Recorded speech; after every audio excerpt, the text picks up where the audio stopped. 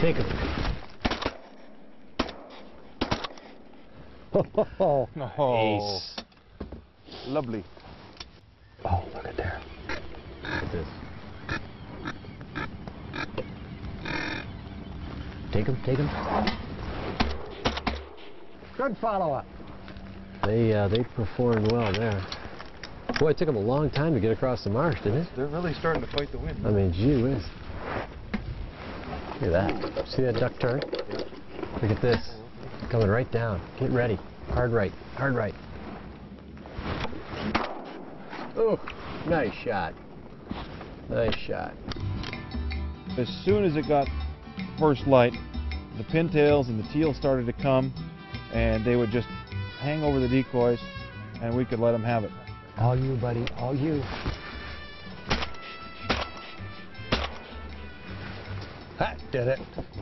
He's great. The third shot's magic. Good shot. 6 feet, 8 feet, 10 feet. Later in the morning, the rosy bills really started to fly to us, and they just kept coming and coming, and we just had a wonderful, wonderful time and a wonderful shoot. Take him. Take him. Nice. Couple of drakes. Splish, splash. That was pretty. Pretty. I wanted Argentina for a number of years, but far and away my favorite duck in Argentina is the rosy-billed poacher. Take him. They'll fly high, they'll fly low, they fly in big sweeping arcs, but they love a good spread of decoys, and that's the wonderful thing about the rosy bills. They'll just make big triangulating swings over a marsh and then pile into a spread of decoys, and that's just the kind of stuff that waterfowlers' dreams are made of. Take him, take him, take him. Oh, he's long. There you got him. Oh. Nice. That's got to be 90 yards. I think it was actually the second shot that got him. It just took that long for it to catch up to him. I heard some whistlers at one stage there, but they got away from me. Yeah, I heard him too. Ooh, ooh, ooh. Right here, right here. Coming up this way to the right. Right there, right there, right over you, right over you, right over you. Whoa. Cinnamon teal. Nice shot. Thank you. Good shot. Look at this, right here, coming down. Tree ducks. Coming this way. Take them, take them.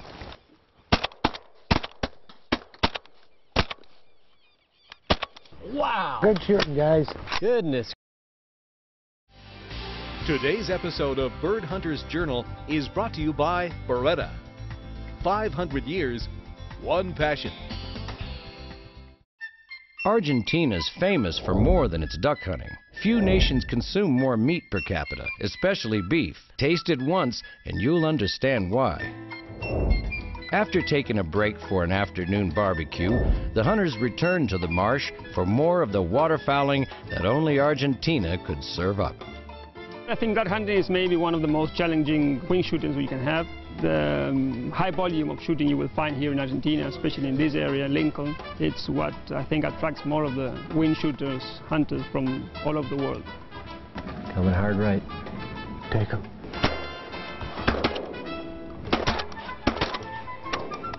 Oh, nice shot.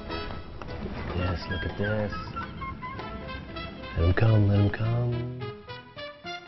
Take him. Good shot, Chris. Thanks. The rosy-billed in late season down here behaves much like a late season mallard. I mean, they don't just come plowing into the decoys. They're coming over cautiously and figure-8ing, checking everything out before they finally get comfortable and decide that they want to come towards the decoys or not. We got a pair to the right, hard right. Take him, take him, take him. Oh, look at that! Wow! Good night. No, that's not 80 yards. Legs kicking too. Thanks, gents. Look at this. Take it, take it. Ladies and gentlemen, Mr. Doug Larson. Doug is one of the finest long-range shots I've seen, and Steve, using his little 20 gauge, was pretty dialed in too. Take him, Steve, take him. Nice. And then the wind was blowing. The birds were working into the decoys, into the wind. We had great passing shots, which of course are the best kind on waterfowl because you have an opportunity to make sure that you put lethal shot into them. Oh, good grief, look at this. Take him, take him. Wow. See the evasive maneuvers on that duck? There goes that second one. Splash. There were birds in the air all the time, and they were all over the place. Take him.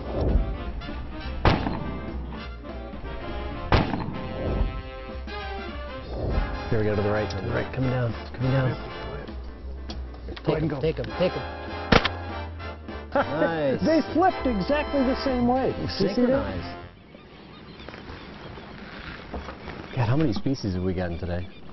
The rosy bills, white cheek, brown pintail, silver teal. Brazilian teal, ring teal. White-faced tree duck. White-faced, yeah, right. Forgot about that. Yeah, widgeon yesterday? Yeah, we got a widgeon first thing. Did we get a widgeon? Uh-huh. 6 then. 6 species. 6 species, Not right bad. there. Talk about a steady shoot, too. We've had non-stop action. One little lull when the wind picked up, and boom, they're right back. Well, boy, that wind has picked up, hasn't it? It is. And it's a colder wind. It is. Yeah.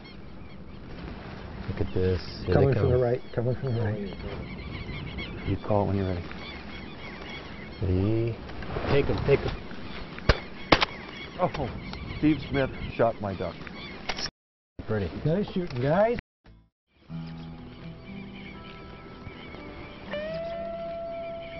You know, the nice thing about coming to Argentina is you think, you know, this is, wow, it's the other end of the planet. It's about a 9-hour flight down to Buenos Aires and then a 3-hour drive from Buenos Aires. You're sitting right here at Jacana Lodge, which is one of the world's great waterfowling destinations. The lodge has 4 bedrooms, each bedroom with its own bathroom. The dining room and the living room are very big, and we try to put special emphasis in the service we give. To good friends, good birds, good times. It's very satisfying after our wing shooting here at Jacana, see the face of our guests, how happy they feel, and I'm really glad to have such a high percentage of repeating clientele. I've been to several lodges, not nearly as many as Chris Dorsey has been to, but I've been to enough of them in South America, and I've been to dozens of them in North America, and I can tell you that the meals here and the food presented, the cuisine is absolutely spectacular. One thing they've done down here that I've noticed with all the duck hunting venues that we've been to is they've really done, I think, a great job of picking sort of these points or these islands in between great flights. You know, there'll be a kind of a rest pond on one side, a rest pond on another, but there's always a kind of a trading zone in between, and that's kind of where you want to be. You want to be in that transition area where the birds have to kind of cross back and forth, and that's what you're trying to do. You're trying to really get where the ducks want to be. It's location, location, location, the old axiom. In general, there's as many as 14 species here in this part of Argentina, and we typically shoot 8 or 9 different species. There's a couple of kinds of pintail. The white-cheeked pintail and the brown pintail or the yellow-billed pintail are quite common. Several kinds of teal. The dean of the Argentine ducks, the rosy-billed pochard, which is a true pochard in that it's much like our canvasback or redhead.